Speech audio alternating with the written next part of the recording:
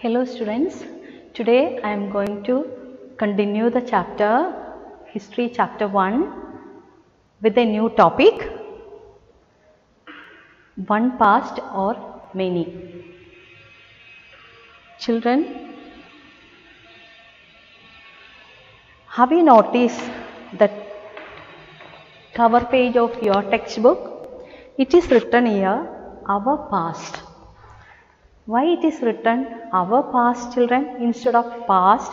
It is written past in plural, isn't it? Why it is like that? You know, the word past has been used to prove the past was different for different groups of people.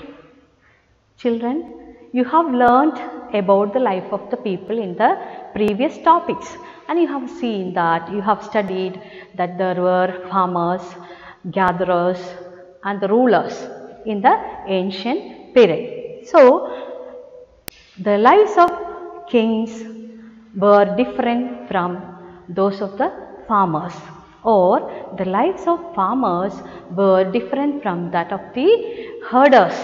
So, the past was different for different groups of people, and the lives of farmers were different from those of kings and queens, and the people followed different practices and customs in different parts of the country.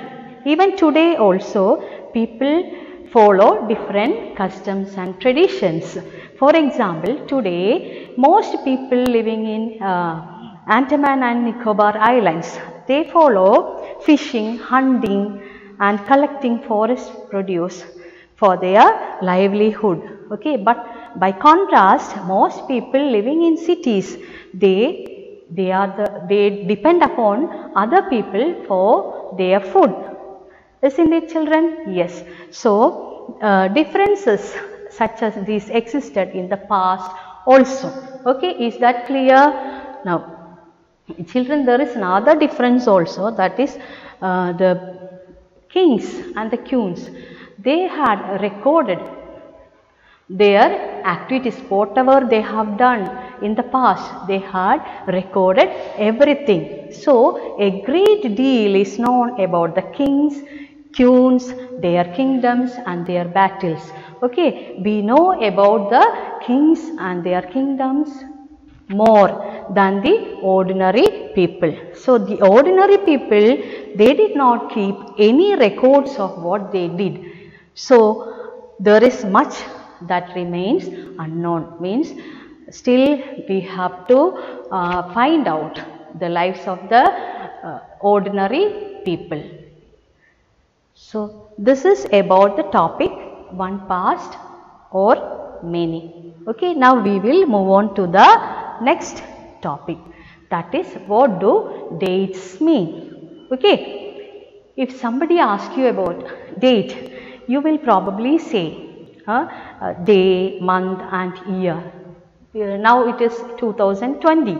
So, you will say, today the years, how do we count the years? Today we count the years from the date assigned to the birth of Jesus Christ.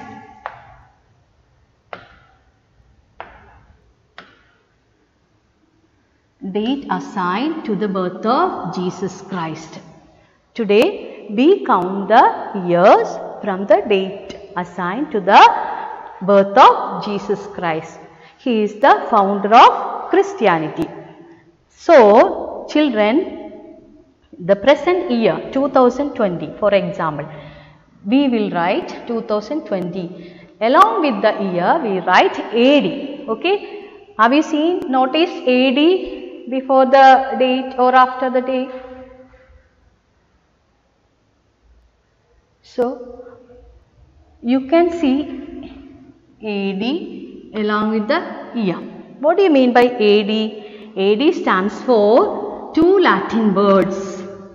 Okay, that means Anno Domini. AD stands for two Latin words, Anno Domini, which means in the year of Lord.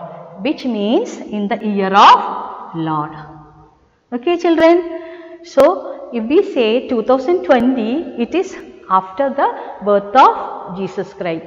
2020 years after the birth of Jesus Christ. Is that clear children? Yes.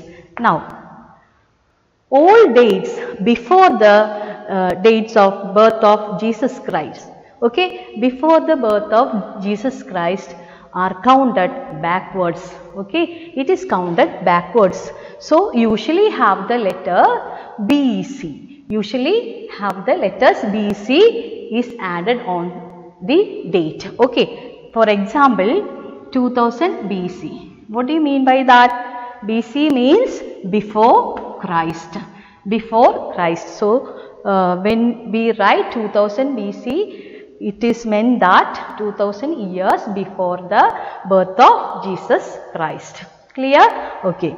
Now, sometimes we write CE instead of AD. That means common era. CE means common era. Okay. So, BCE means before the common era. We can use BCE also before the common era.